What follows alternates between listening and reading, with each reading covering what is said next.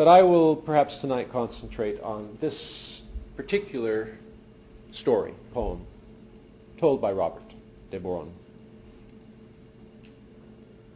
Unfortunately, his poem itself survives to us in this day only as a few tiny fragments. But the poem was widely circulated and found a prose recension, a prose edition. And the text to which I'll turn tonight in talking about Dear Merlin is the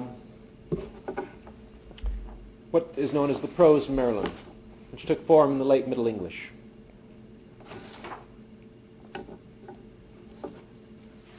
The story of Merlin, the first wizard of Western culture. The story starts with his birth. So let me turn just a little bit to the Middle English text and give you a faint taste of what it sounded like in the hall of a bard across the mists of time. Full wroth and angry was the devil that our Lord had been in hell and had out taken Adam and Eve and others at his pleasure. And when the fiends seen that, they had right great fear and great marvel. They assembled them together and said, What is he this thus us surpriseth and destroyeth, insomuch that our strength, nay, naught else that we have may not withhold him, nor again him stand? He this hath destroyed that which we would should have be most avail. The fiends are in hell. Oh, I should add something else. The word hell, Hades, V.A.V. In Greek, they dropped the W.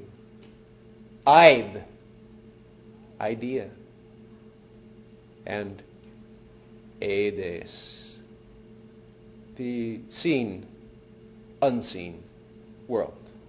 Our hell itself is related to that word wizard in strange, strange ways. Well, you see, the demons are in hell. And there's been a problem. Into the earth there has come this God-man, born of a virgin. All good and light and bright. Well, the devils don't have any real difficulty with this. I mean, devils are devils. And angels, well, you know, they're brothers and sisters. They've been around for a while. They have their kingdoms. Above, below, okay. The problem is that this fellow had the audacity to come down and harrow hell. This is an old legend of Christ, important in the Middle Ages. In fact, the medieval monks used to perform a little ceremony of the harrowing of hell.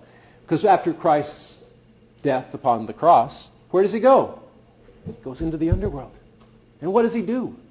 He liberates the spirits, the souls that are there. Adam and Eve, they say. And many others that suit his pleasure. He invaded their kingdom. How dare he? And took what was theirs, the dead souls. Well, they were pissed, these demons.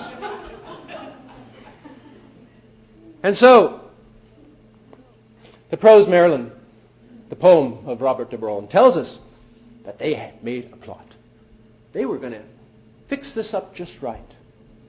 And one of the devils, he said, I can get upon a mortal woman. I can make one too, you know. So the devils decide that they will send a demon to earth. He's going to find himself a worthy virgin. And he's going to have a child.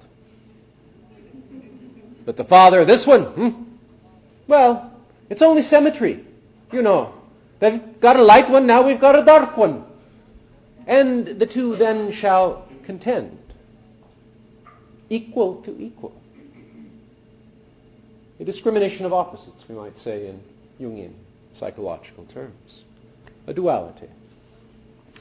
And so the demons plot. They find a worthy maiden. And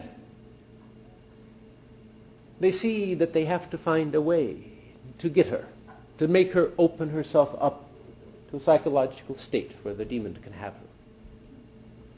Get upon her, as they said. The two daughters, one is driven to near insanity and becomes a harlot, an harlot, a Coleman woman. The other, the one they want, will not fall to them. She seeks out a holy man whose name is Blase, or Blasius.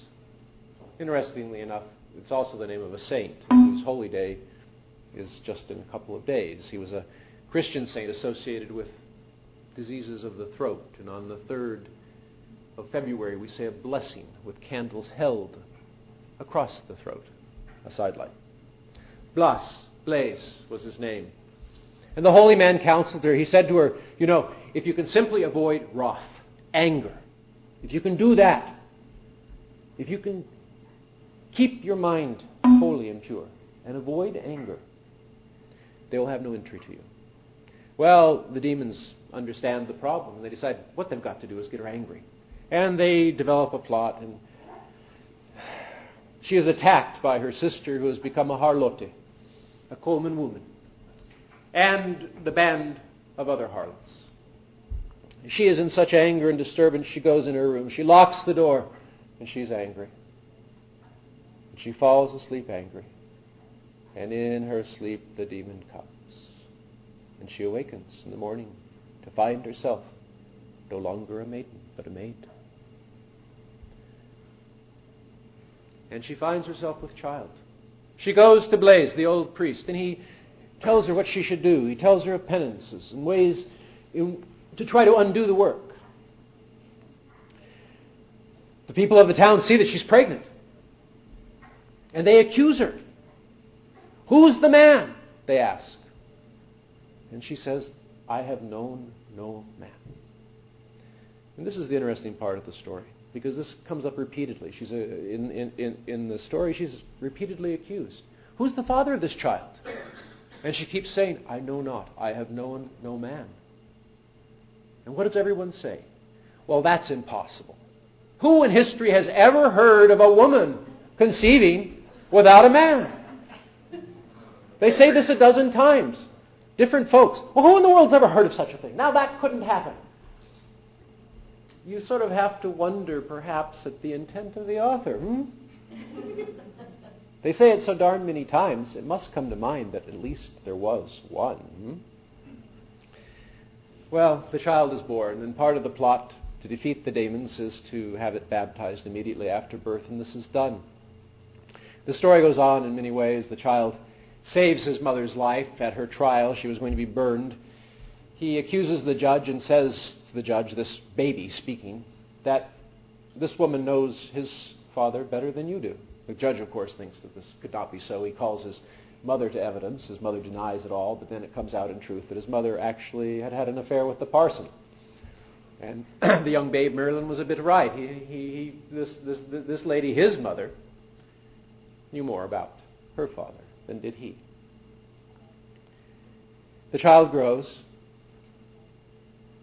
of lineage, dark and light, of a lineage of a mortal woman, a virgin, pure and holy, and of a demon, but somehow saved from the demonhood.